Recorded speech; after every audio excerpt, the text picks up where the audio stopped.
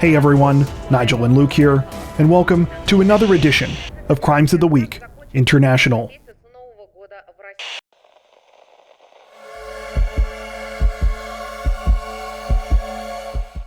Authorities in Taiwan say that a pair of drivers are each under investigation this week following a recent petty road rage incident in which one of them repeatedly drove recklessly and tried to force the other off the road, and the second man responded by attacking with a pepperball gun. According to reports, the incident took place on the morning of September 16th, when both of the men were driving in Sanmen district in the city of Kaohsiung. It began at around 7 a.m. when the first man, a blue sedan driver by the last name of Yang, drove from the left to the right-hand lane without signaling to make a turn, cutting off several other motorists in the process. One of those drivers was a motorcyclist by the last name of Li, who honked his horn after being forced to come to a stop. Evidently angered by the horn, Yang did not make his turn and instead began to follow Li. Li's helmet camera recorded as Yang then proceeded to cut him off again, this time forcing him to stop at the side of the road. Yang then got out of his vehicle as if preparing for a confrontation. Before Yang could even start walking towards him, though, Li pulled out a pepperball gun and began firing. For those unfamiliar, the weapon is pretty much exactly what it sounds like. It shoots little projectiles that are essentially paintballs filled with pepper spray. The video goes on to show Li firing 5 shots, 4 of which hit Yang in the neck and shoulder as he tries to stumble away. Following the incident, both men filed formal complaints against each other, with Yang alleging criminal injury, insult, and intimidation, and Li accusing Yang of coercion. The pepperball gun was seized as evidence, and it appears that the case was referred to the Kaohsiung District Prosecutor's Office for further investigation.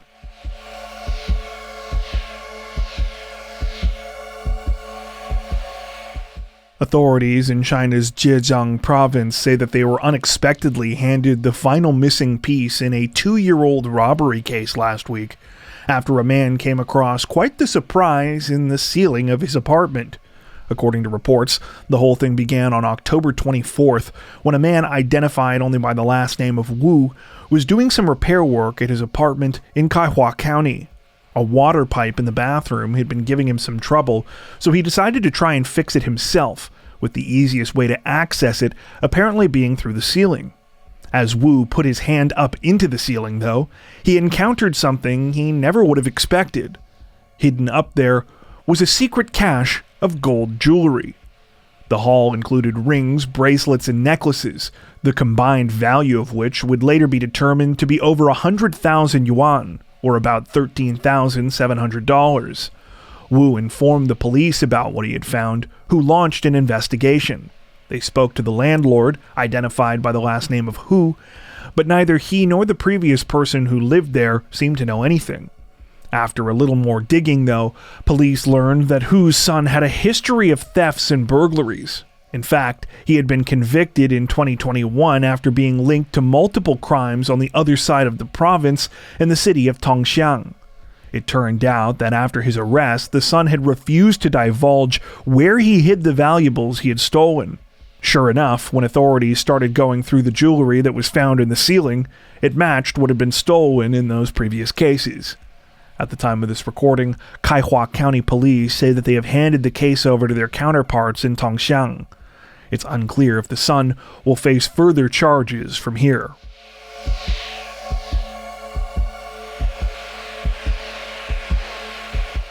Authorities in the Australian state of Victoria say that a man is facing murder charges this week following the brutal killing of a mother of 4 inside her own home. The incident began just before midnight on October 29th, when police were called to a residence in Kangaroo Flat, a suburb of the city of Bendigo. They arrived to find 46-year-old Annalyn Logie Osius unresponsive and suffering from multiple stab wounds inside. Though she was rushed to a local hospital, sadly, she was later pronounced dead. After beginning an investigation, police learned that the attack had allegedly been carried out by Logie's 44-year-old ex-boyfriend. A large manhunt was launched, ending with the man's capture approximately 5 hours later. He was reportedly found in a reservoir in the city of Harcourt North and pulled from the water by police. The reservoir is located a roughly 25-minute drive south of the crime scene. At the time of this recording, authorities have not released the name of the suspect, though it's been announced that he is now facing murder charges. Local media have also reported that the 44-year-old had been in a year-long relationship with Logie that ended about 2 months ago. Disturbingly, it's alleged that he carried out the fatal attack while two of her daughters, ages 6 and 9, were at home. Horrifyingly, they were the ones that called 000 to report that their mother had been attacked. Adding further heartbreak to the situation is that this isn't the first time that the family has experienced tragedy.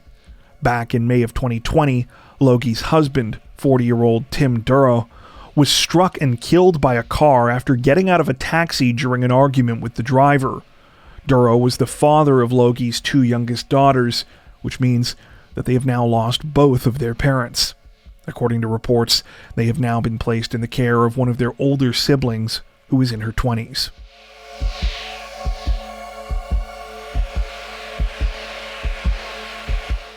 Authorities in the Colombian department of Cundinamarca say that they are investigating the brutal and targeted murder of a young father this week after he was shot and killed while out trick-or-treating with his 3-year-old daughter. The incident took place on the evening of October 31st in the Bogotá suburb of Soacha. It was approximately 7 p.m. and Halloween celebrations were in full swing when things abruptly took a chaotic and terrifying turn. According to reports, 29-year-old Alexander Gonzalez was one of those participating in the festivities and was in the middle of taking his 3-year-old daughter around to get candy when out of nowhere he was approached by a man from behind. The man proceeded to pull out a handgun, firing one shot at close range into Alexander's head and another into his chest when he fell to the ground. The man then fled on a motorcycle. The whole disturbing attack was reportedly captured by a nearby surveillance camera, which shows members of the public rushing in to try and help after the shots were fired. Sadly, Alexander was pronounced dead shortly afterwards. His daughter had been holding his hand at the time of the shooting. At the time of this recording, police say that they are still searching for the suspect, whose identity currently remains unknown. Despite the presence of the camera, his face was obscured by a white hoodie that he was wearing. A motive behind the attack also has yet to be uncovered, though it seems fairly obvious that the killing was targeted. The situation is still under investigation.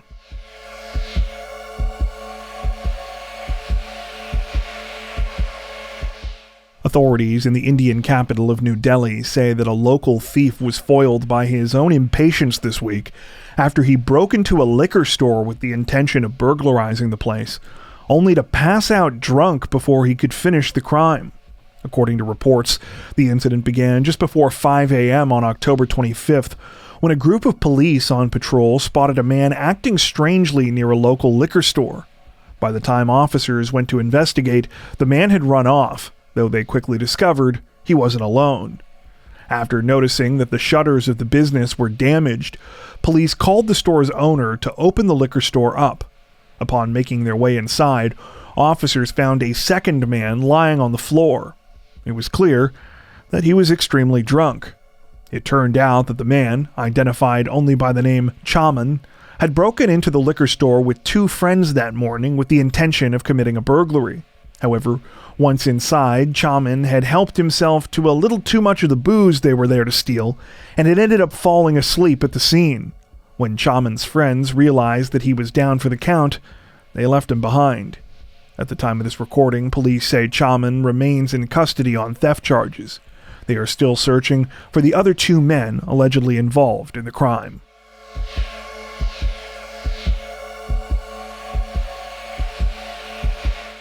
A 13-year-old Chinese boy may not be facing criminal charges this week, but he's likely in for the grounding of a century after police say he stole his father's taxi and took it on a 300-mile joyride with his friends. According to reports, the whole thing started on the evening of October 23rd, when the teen, identified only by the last name Pan, got into an argument with his parents. It's unclear what that argument was about. However, we do know what happened next.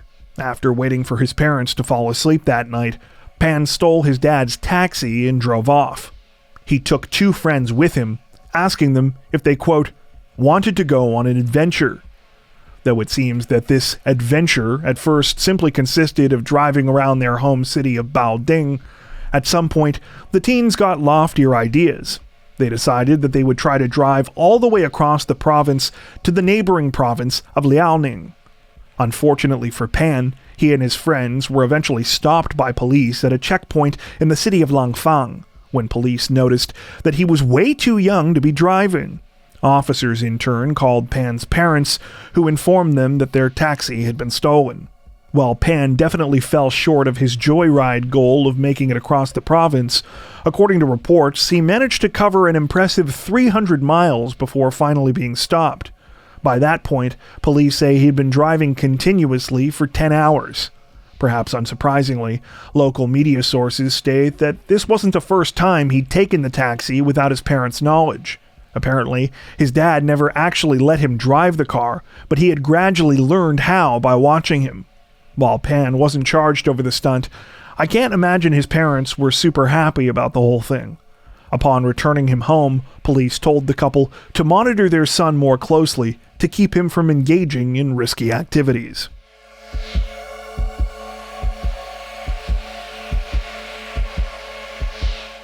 Authorities in Japan's Saitama Prefecture say that an elderly man is in custody this week after he allegedly went on an hours-long crime spree that left 2 people wounded and many others terrified.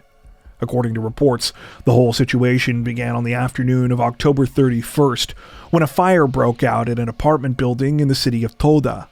It's unclear how long the blaze lasted for or how much damage was done, but evidence was soon found that the cause was arson.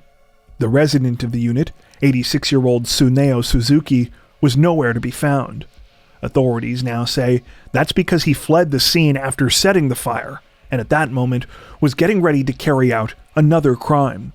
At approximately 1 p.m., gunshots were heard outside of the Toda Chuo Hospital, a short distance away. The bullets were allegedly fired from the street into a first-floor exam room, injuring a doctor in his 40s and a patient in his 60s. Police say that Suzuki carried out the attack with a handgun before fleeing again on a motorcycle. About an hour later, Suzuki reached his final destination, a post office in the neighboring city of Warabi. Allegedly armed with the same gun he used in the hospital shooting, as well as a large gas can and 2 bottles filled with unidentified liquid, he proceeded to go inside the post office where he took 2 female hostages. When authorities arrived at the scene, the situation quickly turned into a standoff, with Suzuki reportedly demanding that police put him in contact with a certain person. Police have not revealed this person's identity, citing concerns for their safety. The standoff lasted for approximately 8 hours until police decided to storm the post office building. By this point, both of the hostages had made it out safely. One was released, while the other woman managed to escape. After entering, police were able to successfully take Suzuki into custody. It's been reported that the 2 victims of the hospital shooting both suffered non-life-threatening injuries. While no official motive has been given behind Suzuki's crime spree, local media sources state that the 86-year-old may have targeted the hospital and post office because of grudges he was holding. Apparently, he had been frustrated by a meeting with a doctor at the hospital and had been angry at the post office over a situation stemming from a traffic accident. At the time of this recording, Suzuki is being held on charges of suspicion of compulsion and taking hostages. If convicted, he could reportedly be looking at a sentence of up to 10 years in prison.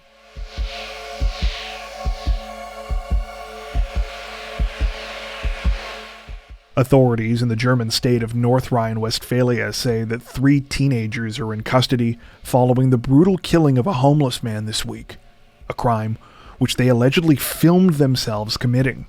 According to reports, the incident began on the morning of October 26th, when the body of the victim, later identified as 47-year-old Thorsten D., was discovered in a small meadow right next to a residential area in the city of Hornbad Meinberg. An autopsy revealed that Thorsten, who was said to be homeless, was badly beaten and had been stabbed multiple times. Authorities had barely started their investigation when less than 12 hours later, a witness came forward with important information. They had allegedly seen video footage of the horrific crime being carried out and recognized the perpetrators. While it's unclear if this video was posted to social media or whether the witness was sent the footage directly, police say that they were able to verify its authenticity. They were even more disturbed when they discovered the ages of the alleged killers. One of them was 14, while the other two were 15. At the time of this recording, little else has been released about the case. Police say that they are still investigating the exact circumstances that led up to the attack, though multiple local media reports state that the brutal murder is believed to have been totally random. It's further alleged that the teens bragged about the killing afterwards when they began circulating the footage.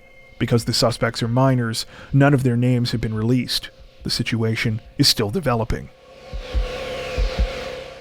Before we wrap up, we'd like to take a second to give a huge shout out to everyone who has made it this far into the video. Seriously, thank you so much for watching. If you found today's upload interesting and informative, we'd be honored if you'd consider liking and subscribing, as well as hitting the notification bell and selecting all notifications to stay up to date with our latest releases. If you're looking for additional ways to help support the channel, we'd love to have you join us over on Patreon. Patrons get ad-free and early access to all of our content, as well as 4 additional stories per week for each of our Crimes of the Week and Crimes of the Week International videos. You can learn more at patreon.com/crimezone, where you'll also find some of the fine folks whose names are currently on screen. All that being said, we understand that not everyone has the means to support financially, and that's totally okay. We appreciate every like, sub, share, and comment that you send our way. Once again, thanks so much everyone, and take care.